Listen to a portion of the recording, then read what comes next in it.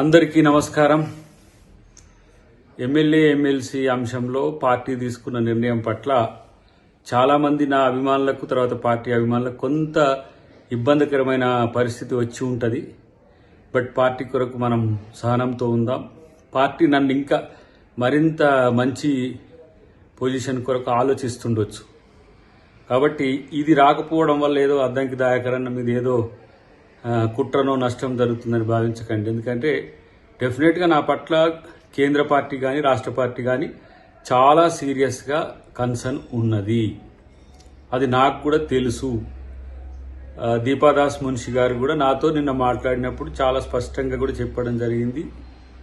కాబట్టి పార్టీ యొక్క విధేయునిగా పార్టీ నిర్ణయాలను గౌరవించాల్సిన బాధ్యత నాపై ఉన్నది. ప్రతిసారి అద్దంకి దాయకరన్నకే నష్టం జరుగుతుందని భావించే మిత్రులు ఎవరైనా సరే మంచి జరగబోతుంది కాబట్టి అందరూ కూడా సంతోషంగా ఉండండి. పార్టీ అధికారంలోకి వచ్చింది. దాయకర్కి అవకాశం ఇవ్వడం అనేది పార్టీకి చాలా చిన్న విషయం. కాబట్టి దీన్ని మనం పెద్దగా చూడకుండా పార్టీ భవిష్యత్తును మరింత ఆలోచించే వాళ్ళుగా మనం అందరం కూడా రేపు ప్రజల పాలన ఎట్లా ఉంటుందో మనం అందరం కూడా కలిసి ముందుకు తీసుకుపోవడానికి ముఖ్యమంత్రి గారికి క్యాబినెట్కి మనం అందరం కూడా సహకరించాల్సిన అవసరం ఉంది. నన్ను పార్టీ మంచి అవకాశం ఇస్తుందని నేను ఆలోచిస్తున్నాను. Thank you very much. జై కాంగ్రెస్, జై హింద్.